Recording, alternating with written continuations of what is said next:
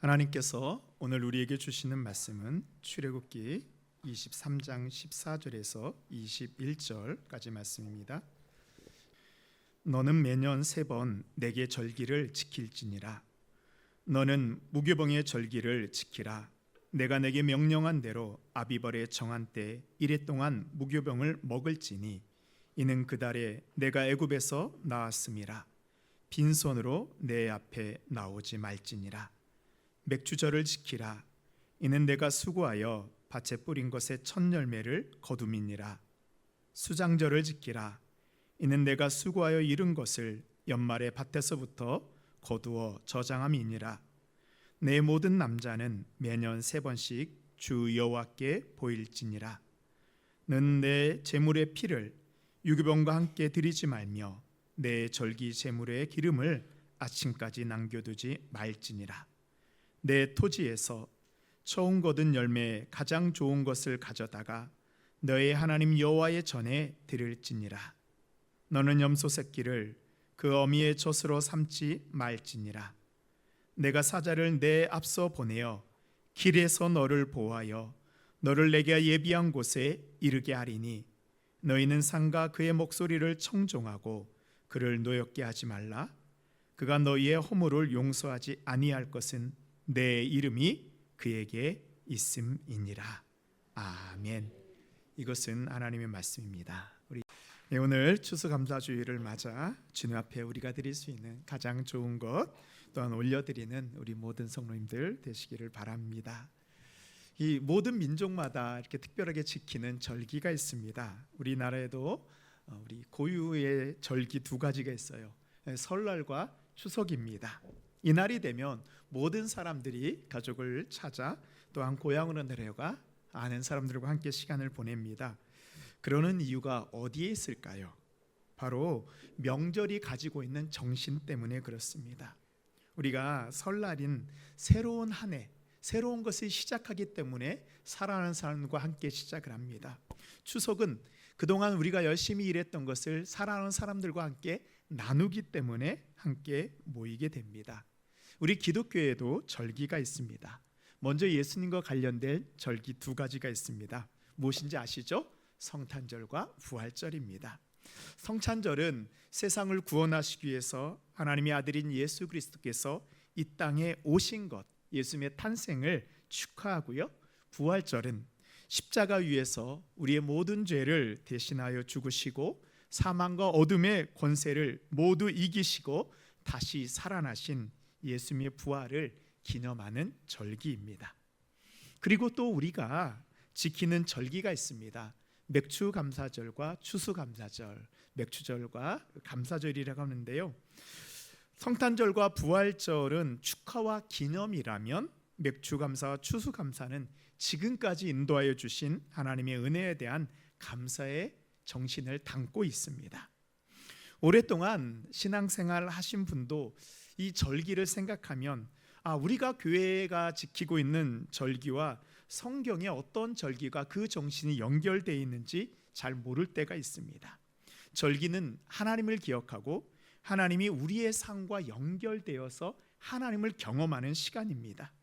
흘러가버리는 크노로스의 시간 속에 우리의 삶을 새롭게 하시는, 우리의 삶을 의미 있게 하시는 하나님이 우리 속으로 들어와 우리를 새롭게 창조하여 주시는 이 카이로스를 경험하는 시간이 바로 절기입니다. 오늘 이 절기를 기억하고 지키며 하나님이 우리에게 얼마나 큰 은혜를 주셨는지 깨닫고 더 큰 감사의 열매를 맺는 우리 모든 성도님들 되시기를 바랍니다. 아멘. 성경의 3대 절기가 무엇일까요? 오늘 우리가 다 함께 읽었죠. 출애굽기에 오늘 우리가 읽은 3대 절기는 무교절, 맥주절, 수장절입니다. 신명기에서는 무교절, 칠칠절, 초실절이라고 합니다. 그 외에도 한두 가지의 이름들을 더 가지고 있습니다. 그 이름에는 절기가 담고 있는 의미가 있습니다. 먼저 무교절은 이 이스트를 넣지 않은 빵, 무교병을 먹는 절기로 우리가 익숙한 말은 유월절이라고 합니다. 유월절은 이스라엘 백성이 400년 동안 이집트의 노예로 있다가 해방된 날입니다. 제가 처음 교회를 다닐 때 유월절을 달력에서 찾는데 6월 달에서 찾았어요.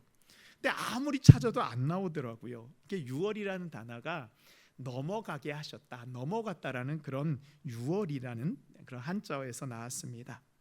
애굽의 왕 파라오가 이스라엘 백성들을 애굽에서 나가는 것을 허락하지 않자 하나님께서는 이집트에 10가지 재앙을 내리시는데, 그 마지막 재앙이 모든 짐승들과 사람들의 첫째 장자가 죽는 재앙입니다. 이 재앙은 애굽 땅 모든 곳에 다 내렸습니다.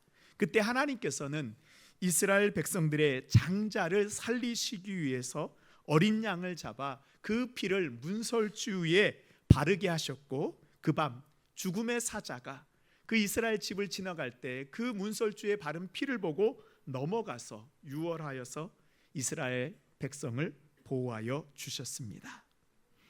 그리고 무교절은 이스라엘 백성들이 그 급하게 긴박하게 탈출하는 시간에 빵을 발효시킬 시간조차 없어 하나님께서 긴급하게 보호하고 탈출시켜 주셨습니다. 그래서 하나님께서 이스라엘 백성을 구원하여 주신 것을 기억하며 감사하는 절기가 무교절입니다. 유월절입니다. 그래서 유월절을 영어로 넘어갔다라는 뜻의 패스오버라고 하고요, 헬라어로는 파스카, 넘어가게 하셨다라는 뜻을 가지고 있습니다. 그런데 신약에 와서 놀라운 일이 일어났습니다.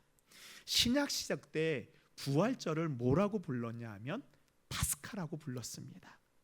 왜 그랬냐 하면 예수님께서 십자가 위에서 유월절에 어린 양이 되시어 우리를 대신하여 죽으심으로 우리의 죽음이 넘어갔기 때문에 유월절의 은혜가 우리에게 부활의 시간으로 이어지고 있음을 고백하며 이 유월절이 부활절과 같은 의미로 쓰여졌습니다.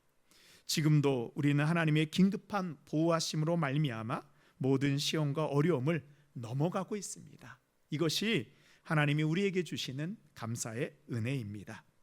다음은 맥추절입니다. 출애굽기에 보면 맥추절이라고 나오고요, 신명기에는 칠칠절이라고 말하고 있습니다. 맥추절은 말 그대로 이 보리와 밀을 추수하는 시간입니다. 한 해의 농사에서 보리와 밀을 추수하여 첫 열매를 드리는 절기입니다. 칠칠절이라고 부르는 것은 유월절로부터 7번의 안식 주간, 즉 77이 49일 동안을 지난 다음에 지키는 절기라서 우리가 이 칠칠절이라고 합니다. 성경에서 가장 완전한 수인 이 7을 7번 곱하였기 때문에 맥추절은 하나님의 은혜가 우리에게 임하는 것을 상징합니다. 또 맥추절을 초실절이라고도 합니다. 출애굽을 한 이스라엘 백성들이 약속의 땅 가나안에 들어가서 처음으로 곡식을 추수하여 그것을 하나님께 올려드립니다. 그래서 처음 초자를 써서 처음 거둔 열매라고 해서 초실절이라고 합니다. 아브라함에게 언약을 주셨는데 그 약속의 땅 가나안에 들어가서 얻은 첫 열매, 하나님께서 첫 추수를 할 수 있도록 은혜를 주신 것을 감사하며 지키는 절기입니다. 근데 이 맥추절은 신약에 오면 우리가 알고 있는 또 하나의 이름이 있습니다. 바로 오순절입니다. 이 맥추절이 칠칠절이라고 했잖아요. 그래서 칠칠절의 다음 날이 50일째 되는 날이 바로 오순절입니다. 그래서 오순은 한순이 열흘이기 때문에 그 5번 돼서 50일째를 말하고 있습니다. 그래서 6월절로부터 50일이 지난 날이 오순절입니다. 보리 추수를 시작하여서 이제 밀을 거르는 이 7주간의 추수의 절정이 오순절날 이루어지게 됩니다. 우리의 신앙에도 이런 최고의 순간이 있습니다. 예수님께서 죽음에서 부활하신 이후 주님이 우리와 함께 하신다는 그 약속의 말씀이 우리에게 응답된 시간이 있습니다. 부활하신 예수님께서 제자들에게 약속한 성령을 기다리라고 말씀하셨습니다. 제자들은 예루살렘을 떠나지 않고 마가의 다락방에 모여서 예수님의 약속이 성취되기를 기다렸습니다. 그리고 그 기다림의 끝에서 사도행전 2장 1절에 보면 오순절 날이 이미 이름에 그들이 다 같이 한 곳에 모였더니 호련히 하늘로부터 급하고 강한 바람 같은 소리가 있어 그들이 앉은 온 집에 가득하며, 바로 오순절날 성령이 임하심으로 그리스도인들이 이 땅에서 성령님과 동행하는 삶을 살게 되었습니다. 성령님께서는 우리의 삶에 하나님의 열매를 맺게 해주시는 능력이 있습니다. 우리의 힘으로는 열매 맺을 수 없지만 성령께서 우리의 삶에 열매를 맺게 해주십니다. 그렇습니다. 성령님께서 우리 안에 계실 때 우리는 열매 맺는 삶을 살게 됩니다.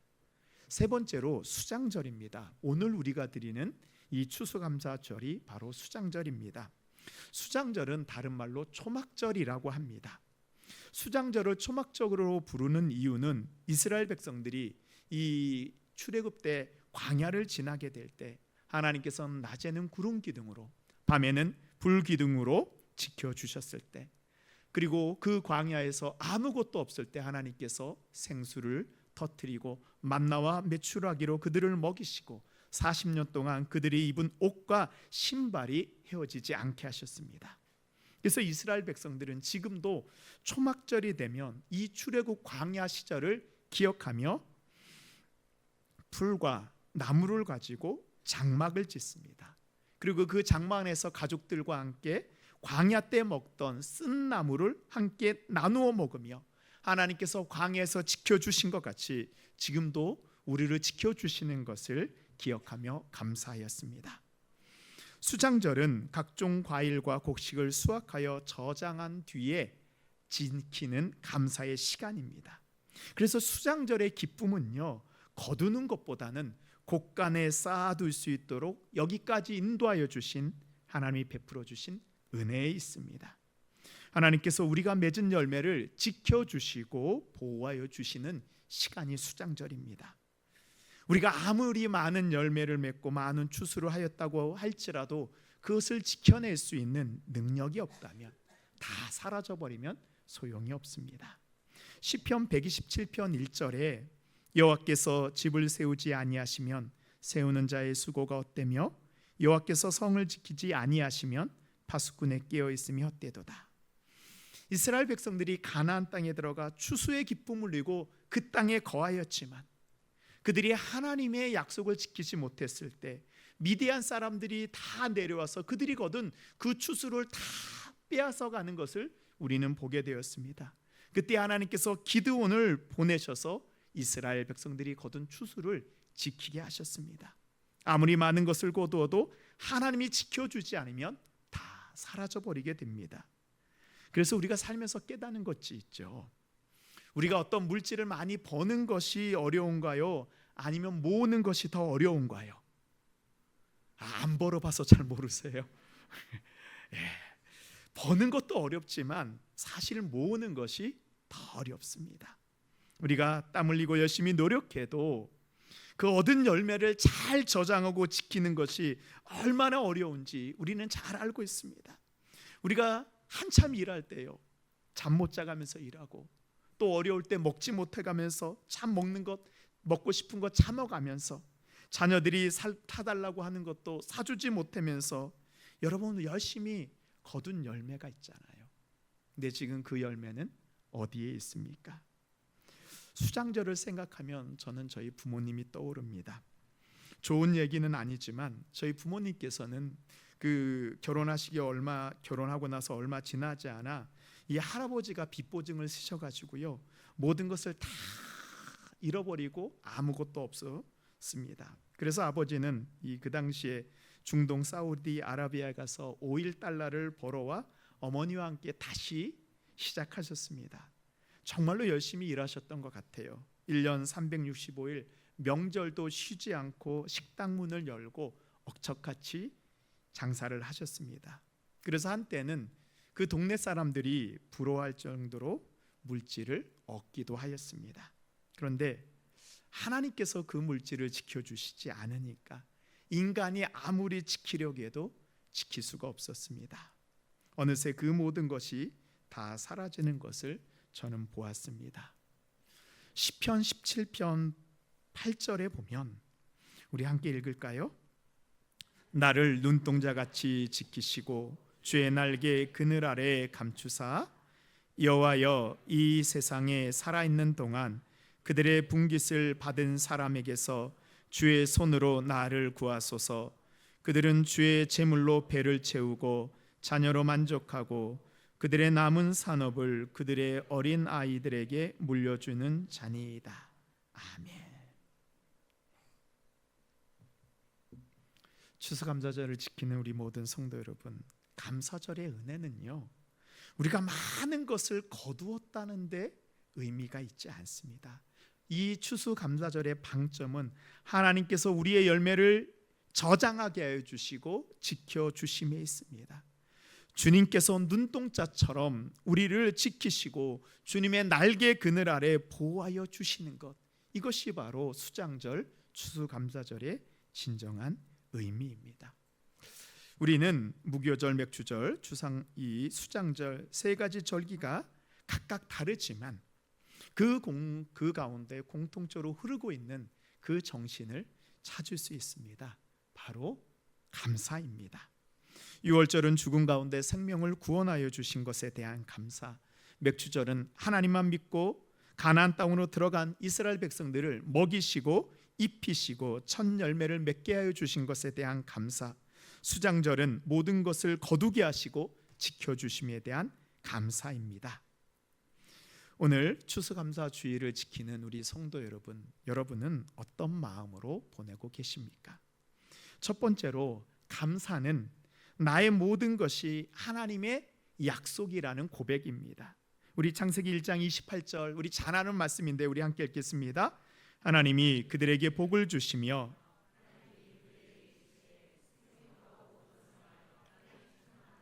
땅을 정복하라. 바다의 물고기와 하늘의 새와 땅에 움직이는 모든 생물을 다스리라 하시니라. 아멘. 생육하고 번성하고 땅에 충만하는 것도, 이 충만한 것은 명령이지만 하나님께서 우리에게 복을 주시겠다는 약속입니다. 하나님의 명령은 하나님의 약속과 함께 우리에게 주어집니다. 지금 우리가 누리고 있는 모든 것, 우리가 생육하고 번성하고 충만한 모든 것이 하나님께서 우리에게 주신 복입니다. 어떤 분들은 내가 열심히 노력해서 얻은 것이라고 생각합니다. 맞습니다. 그런 부분도 있습니다. 그렇지만 우리가 열심히 일하고 또한 우리가 일할 수 있도록 가정과 직장도 하나님께서 주시지 않으면 우리가 아무것도 할 수 없음을 우리는 알아야 됩니다.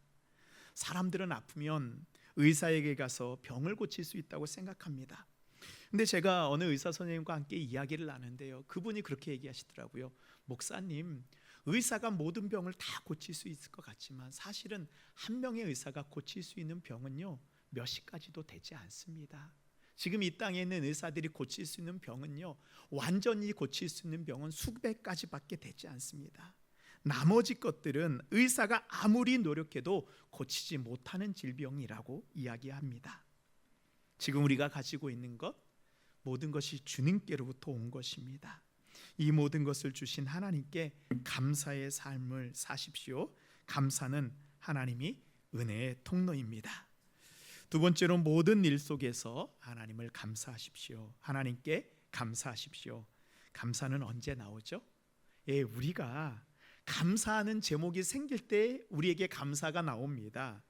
우리의 기도가 응답받았을 때, 우리의 자녀가 좋은 학교로 진학했을 때, 취업했을 때, 또 때로는 우리의 삶 가운데 큰 은혜가 있을 때, 병에서 고침받을 때, 생각하면 우리가 살아오면서 감사한 것들이 참 많이 있죠.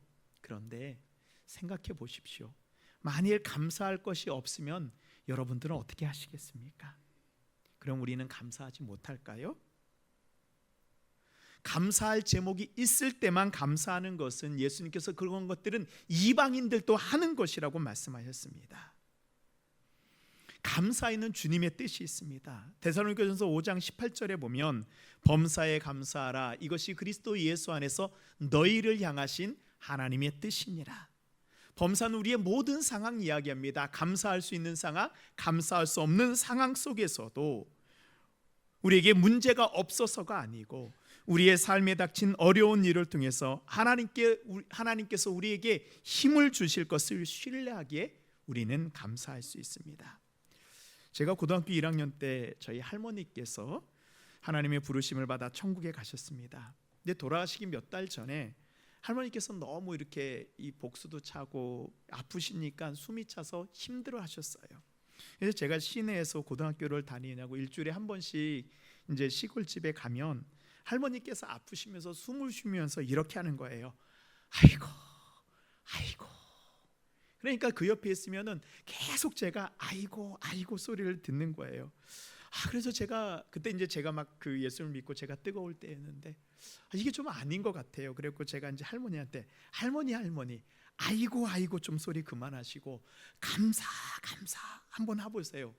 근데 저희 할머니가 정말로 아이고 아이고 대신에 감사합니다 이렇게 숨을 쉬셨어요. 근데 그렇게 감사한다고 숨을 쉬시고 나서 저희 할머니께서 벌떡 일어서시는 않으셨지만 하나님께 감사하고 나니까 저희 할머니의 이 아픈 환자가 가지고 있는 짜증이 있잖아요. 막 가족들한테 아프다고 쏟아내고 그런 거 있잖아요.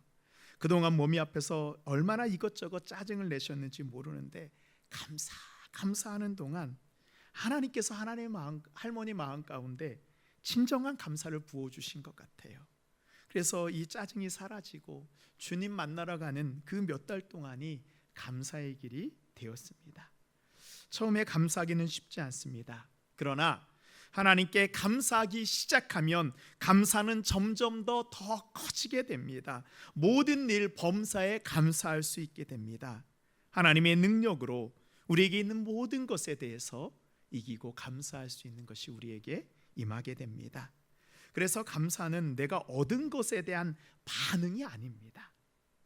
이거는 누구나 다 할 수 있는 거죠. 얻은 것에 대해 반응하는 것은 이방 사람들도 할 수 있습니다. 진정한 감사는 약할 때에도 고난 가운데에도 어떠한 상황 가운데에서도 주님이 나와 함께 하실 것을 신뢰하며 감사하는 것입니다. 그래서 감사는요 반응이 아니고 믿음의 고백입니다.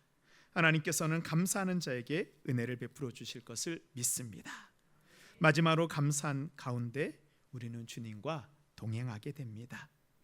우리가 이 세 가지 절기를 통해서 우리가 깨달은 것은 하나님이 우리와 함께 하시고 있다는 것을 우리는 알게 됩니다.